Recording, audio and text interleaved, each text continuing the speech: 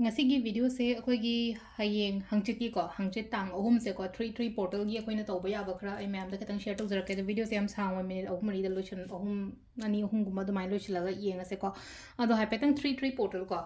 33 and some had a portal gumba kai no gumba la pase akhoi gi kani purnima thashi gumba se adi so gumba se katang miss tawbi ga no ko akhoi na manifestation gumba tawge khot ke na hara ga de ko ado ai se da ire ko 33 portal ko 33 portal 3 hadi ko akhoi gi sigi 3 gi keno se number se hara se ne ko samna ha ba si 3 gi number se koi kari kari associate tawge ha matab the creativity communication and expansion ko ado duna ai gi haija sangjaba ama ma lere ngang ba sakpa da oiro natraga ai gi thaba inkhang da kai expansion gumba maina adu gi damak tane na khalaga ko hadi si da manifestation tawbiyo ko tang ahum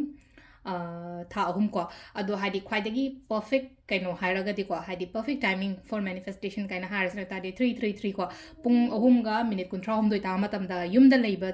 timing oiraga di natraga office da lei matam da ngatang ai free oye taraga di hadi si kan da io wish ahum katang i si ko wish ahum haina harase basida aina hoji hoji hadi khwaidagi kaino oiba important oye na khanba potse samna habada ai gi thabak ine harasne ko ai gi thabak ki poto aduma iro atai atai relationship aduga amaga harasne ko samna habada wish ahum khatang tarak tarak adumaini isi ko samna habada wish number the pung se ang sai jagi the pung ga mini kun rom do ma le ko adu nga sai gi adu timing du ta hogdre kamai tong ni kho ni hang pa ya ba hamra kem kai de ko aina sangoma tam to adu hari sum yam pha ba gi mo haira ga de hari si madam je to biyo ha bane ba ina hai je ko adu ma le re adu se le na ko yum mang ba khot pa kem ta mari le de ko manifestation to matam da de hari hang ko dum ya yum mang ya ga dra ko ta ran hang pe te ko adu na hari yum mang ba ko pa da kem ta kai ba kem le te ko manifestation ni like khuram ba ko pa kem ta na te na ko hoi adu nga sai gi kaino oire ko hayeng hanji monday ko monday so tare ko poche 333 ko 333 en sai je wish oh man har na samna ha ba aina handaki thada aina tawge kaina khaliba natraga hadi matam khala ka dori matam khara sta ko hadi ai thabak phange haibna chingbo ko adumai tarog irasu yai ko hadi aina pamja ka thabak phange ko ai gi business phazana grow tawre ai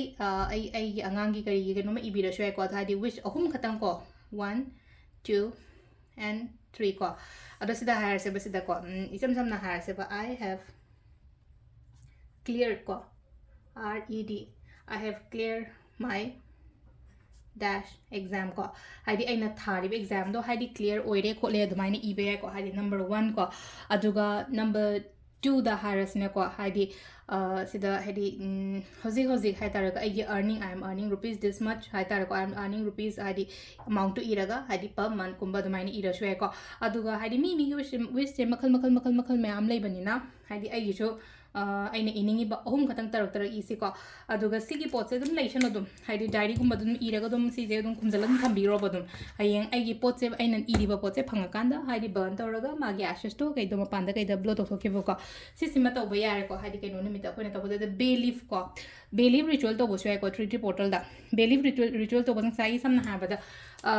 kai no se tezwan mana se ko tezwa mana si da khoi na ibe ba si da ko hadi idi bio ko 3 portal line ire na ko tezwa mana si da aduga somgi wish to aina pami ba wish ko hadi si da ibi ba aduga si se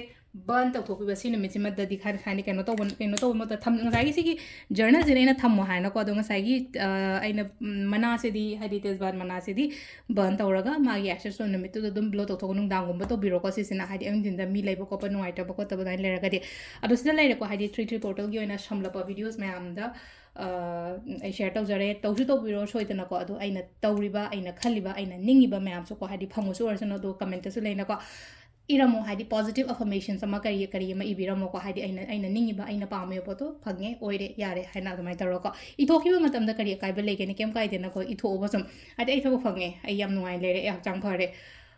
adegi ai gi business fazana grow tawre hadi si se ishana dum hai tar ko hadi chindung yan ilan bagi type to mai tar aphaba dum ngang le gadi aphaba do ina khoi gi life ta attract to ina ko adu gi damak tani ko ina ma'am da hai jai se arsile 3 portal gi to ko ta ba ko ma'am thank you